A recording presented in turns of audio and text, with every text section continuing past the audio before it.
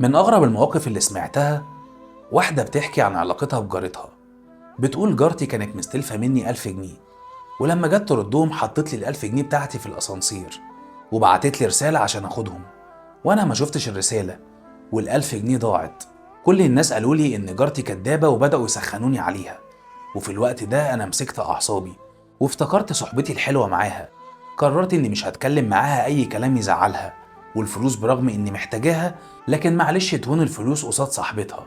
بعدها ب5 أيام لقيت واحدة في العمارة بتديني الفلوس، بتقولي إنها لقيتهم وشالتهم لحد ما حد يسأل عليهم.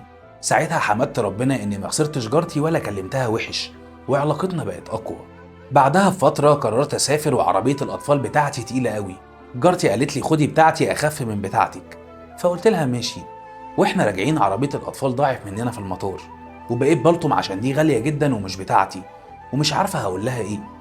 عملنا محضر ورحنا البيت، وقعدت 3 أيام ما أجيبلهاش سيرة خالص عن موضوع العربية، ومش عارف أجيبها لها إزاي، لحد ما جمعت شجاعتي وقلت لها بصراحة العربية ضاعت مننا في المطار.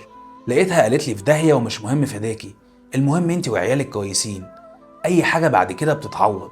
ومن بعدها جارتي ما فتحتش الموضوع ده معايا تاني خالص، وكأن مفيش حاجة حصلت أصلا.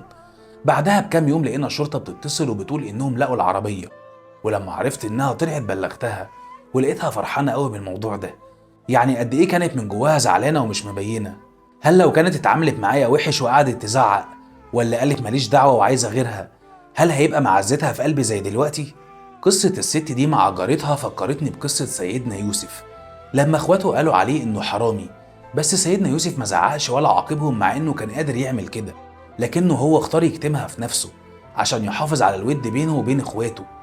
وبسبب اللي عمله ده اخواته ربنا هداهم وعرفوا غلطهم وسجدوا لسيدنا يوسف، وبقوا بيحبوه بعد ما كانوا بيكرهوه. مش كل حاجة وجعانا ينفع نقولها، ومش كل اللي يأذينا لازم ناخد حقنا منه. أوقات كتير بنبقى محتاجين نسكت ونصبر لغاية لما نشوف الصورة كاملة. أوقات تانية بنبقى محتاجين نتجاهل على الغلط عشان نحافظ على علاقتنا بالناس الغالية على قلوبنا. حفظ الود ده ما يعرفش يعمله غير ابن الأصول اللي متربي. حفظ الود ما يبانش غير وقت الغضب والزعل. المتربي عمره ما يكسر قلب حد ولا يجرح فيه، عمره ما يعايره ولا يذله، بيصون الود وحق عشرة الأيام المرة قبل الحلوة. وعشان كده ادعي دايما وقول يا رب ارزقني باللي يسندني في وقعتي حتى لو كان شايل مني.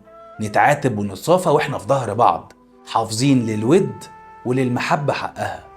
بس كده، كان معاكم مصطفى ديشة، واستنوني في فيديو جديد. سلام.